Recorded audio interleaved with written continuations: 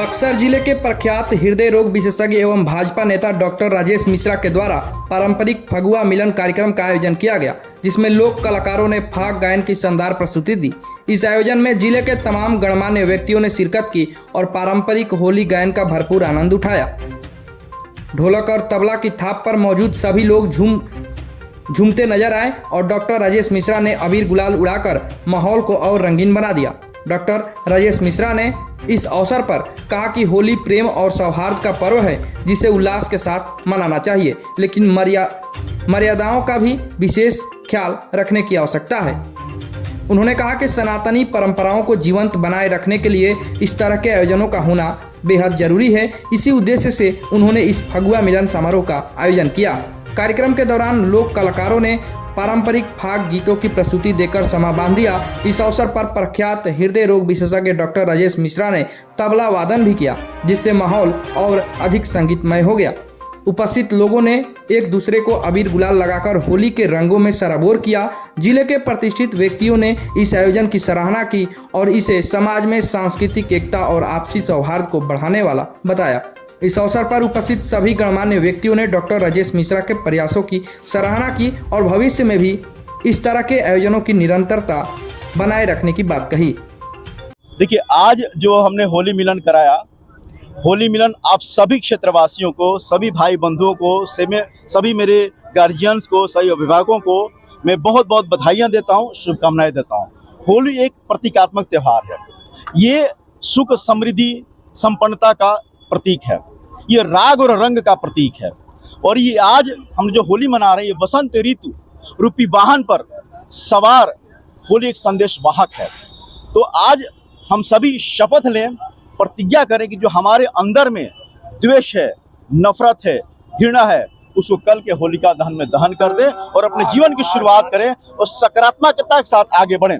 क्योंकि बक्सर को रोशन करना है तो आपको दीप की तरह जलना ही होगा, इसका दूसरा कोई विकल्प नहीं। डॉक्टर साहब, आप एक सुप्रसिद्ध चिकित्सक हैं, प्रख्यात चिकित्सक हैं, और आपके द्वारा अगर इस तरह का कार्यक्रम कराया जा रहा है तो लोग इसका राजनीतिक मायने भी निकाल रहे हैं, चुनाव में लड़ेंगे।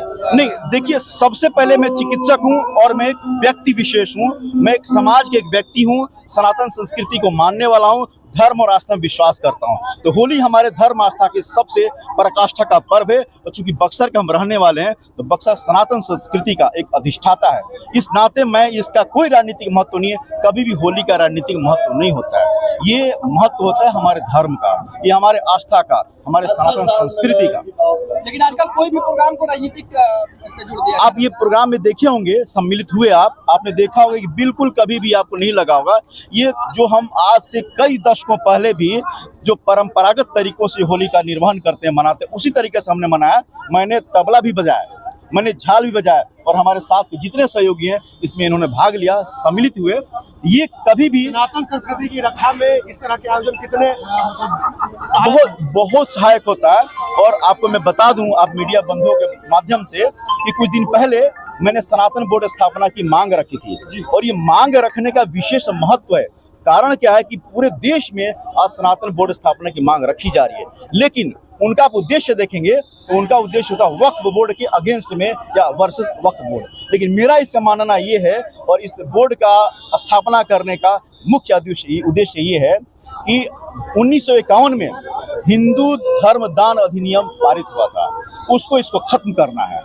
वर्शिप एक्ट है, उसको खत्म करना है। और आप देखते होंगे कुछ नेता, कुछ ऐसे व्यक्ति समाज के होते हैं जो हमारे धर्म गुरु के या फिर हमारे देवी देवताओं के ऊपर अनाप शनाप बोलते हैं। अभी कुंभ के समय में भी कुछ अनाप शनाप बोला था। ऐसे लोगों को दंडित किया जाना चाहिए, एक अनुशासन होना चाहिए।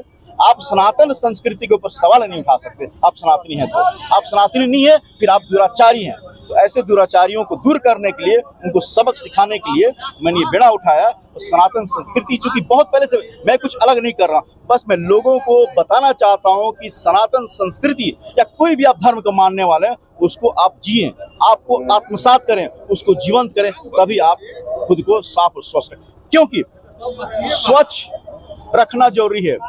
आपको श्वेत होना अंदर से, श्वेत होंगे तभी आपके ऊपर रंग चढ़ेगा जो रंग चढ़ा है, कि हम सभी श्वेत हैं अंदर से।